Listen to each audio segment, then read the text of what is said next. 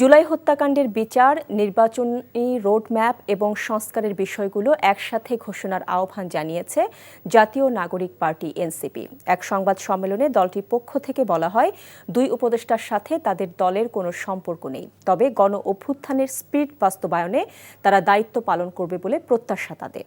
Iftekhar Reza report. দেশের সমসাময়িক রাজনৈতিক পরিস্থিতি নিয়ে রাজধানীর বাংলা মোটরে দলের কার্যালয়ে জাতীয় নাগরিক পার্টির এ সংবাদ সম্মেলন। নাহিদ ইসলাম বলেন, অন্তর্বর্তীকালীন সরকার শুধু নির্বাচনের সরকার নয়, বরং জুলাই গণহত্যা সহ বিগত সময়ে নানা অনাচারের মৌলিক সংস্কারও তাদের দায়িত্ব।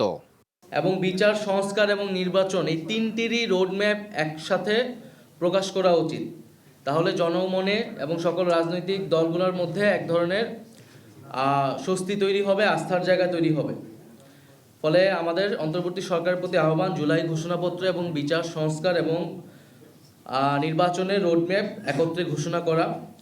৫ আগস্টের পর সেনানিবাসে আশ্রয় নেওয়াদের তালিকা আরও আগে প্রকাশ করা উচিত ছিল মন্তব্য করে নাহিদ ইসলাম বলেন, অতীতে 1-11 ভালো ফলাফল বয়ে আনেনি। 1-11-এর ঘটনা জানি।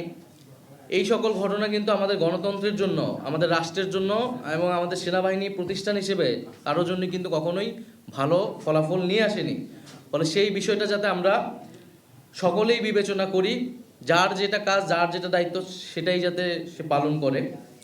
এক প্রশ্নের উত্তরে এনসিপির সদস্য সচিব আখতার হোসেন করিডোর ও বাংলাদেশের নিরাপত্তার সাথে সংশ্লিষ্ট বিষয়ে সরকারকে রাজনৈতিক দলগুলোর সাথে আলোচনার দাবি জানান। রিলিফ করিডোর হোক আর হিউম্যানিটেরিয়ান করিডোর হোক, যে সিদ্ধান্তের দিকেই সরকার অগ্রসর হতে চাক না কেন, সে ব্যাপারে যেন জনগণের মধ্যে এবং রাজনৈতিক দলগুলোর সাথে কোনো ধরনের ধোঁয়াশা না থাকে। অন্তর্বর্তী সরকারের সদিচ্ছা ও রাজনৈতিক দলগুলোর সহযোগিতায় দেশকে এগিয়ে নিয়ে যেতে হবে বলেও মন্তব্য করেন এনসিপির এ নেতা।